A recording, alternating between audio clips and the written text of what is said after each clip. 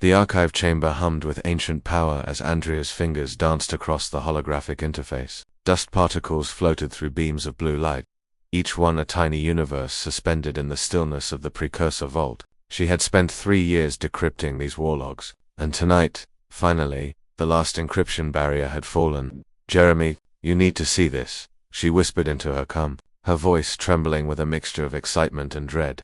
Jeremy materialized beside her moments later, his boots echoing against the obsidian floor. As the station's military liaison, he'd seen his share of disturbing intel, but Andrea's tone suggested something extraordinary.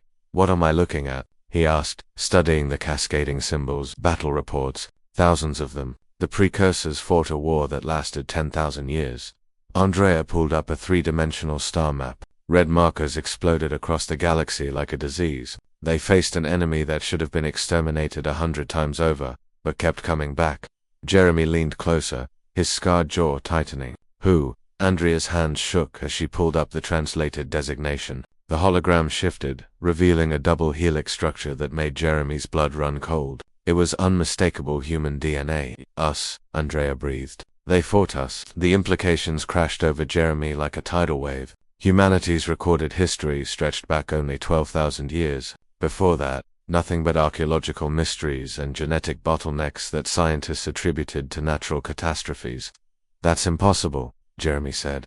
But his voice lacked conviction. "We only achieved spaceflight 2 centuries ago."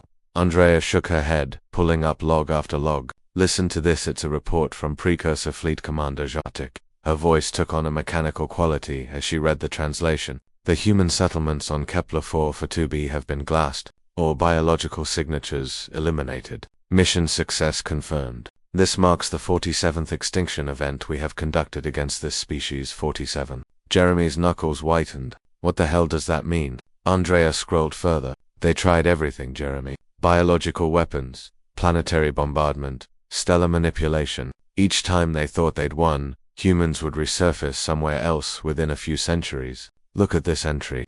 Another log expanded before them, dated 6,000 years after the first. "We do not understand their persistence. We have destroyed their homeworld 3 times, relocated it through dimensional shifts, even collapsed it into a sink. Yet they emerge again, as if the universe itself conspires to resurrect them. Some of my officers whisper of giving up. They say the humans are a fundamental constant, like gravity or entropy, something that simply cannot be removed from existence." Jeremy paced the chamber, his mind racing through scenarios. If this is true, where did they go? The Precursors disappeared 2 million years ago. Why don't we remember any of this? "I think I found the answer." Andrea's voice dropped to barely a whisper. She opened the final log entry, marked with symbols that the translation matrix rendered as final contingency protocol. The recording was visual. A Precursor commander towering, crystalline, its form refracting light into impossible colors, stood before what appeared to be a council. "We cannot win," the commander said, its voice resonating through Andrea's translator. "Every victory is temporary. Every extinction event merely delays their return. We have concluded that humanity represents a cosmic inevitability. Therefore, we have implemented the reset." Jeremy asked. Andrea pulled up the technical specifications. Her face went pale. "They used every remaining resource they had to build a weapon. Not to kill humanity, but to rewind them. A chronological weapon that pushed humanity back to a pre-technological state and erased all memory of their previous civilizations, and themselves." Jeremy's voice was hollow. "Suicide," Andrea confirmed. "The weapon required their entire civilization as fuel. They chose extinction over eternal war." Jeremy slumped against a column, the weight of revelation crushing. "So we've died out before, multiple times. We've reached the stars, built empires, and been destroyed. And we always came back." "Not just came back," Andrea corrected, zooming in on a particular passage. "The Precursors noted that each time humanity returned, they adapted. They evolved countermeasures to whatever had killed them before. The 43rd extinction was a quantum virus that unmade matter at a subatomic level. When humanity emerged again, they were immune to it. Genetically immune to a weapon that broke physics." Jeremy looked at his own hands as if seeing them for the first time. "What are we?" Andrea closed the final log, her eyes meeting his. "Survivors. The Precursors called us the eternal species. They theorized that somewhere in our evolutionary past, humanity encountered something, maybe a cosmic entity. Maybe a natural phenomenon that fundamentally altered our existence, made us persistent, like we're written into the code of reality itself. There's more, Andrea continued, pulling up a sidebar annotation. In their final days, the Precursors made a prediction. They calculated that even their reset weapon wouldn't be permanent. They estimated humanity would return to space within 15,000 years of the reset.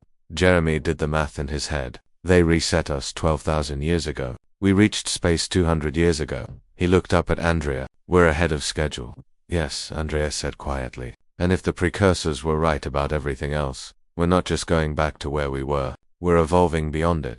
Jeremy straightened, a strange mixture of pride and terror swelling in his chest. Humanity had clawed its way up from nothing, not once, but dozens of times. They had been beaten, burned, and erased, yet always returned stronger, stranger, more determined. What do we do with this information? He asked. Andrea began downloading the logs onto secure drives. We remember. The Precursors tried to make us forget, but we're remembering now. And next time something tries to end USB, 'cause there will be a next time, we'll know what we are. And what's that? Andrea smiled, and in that smile was the defiance of 10,000 years of refused extinction.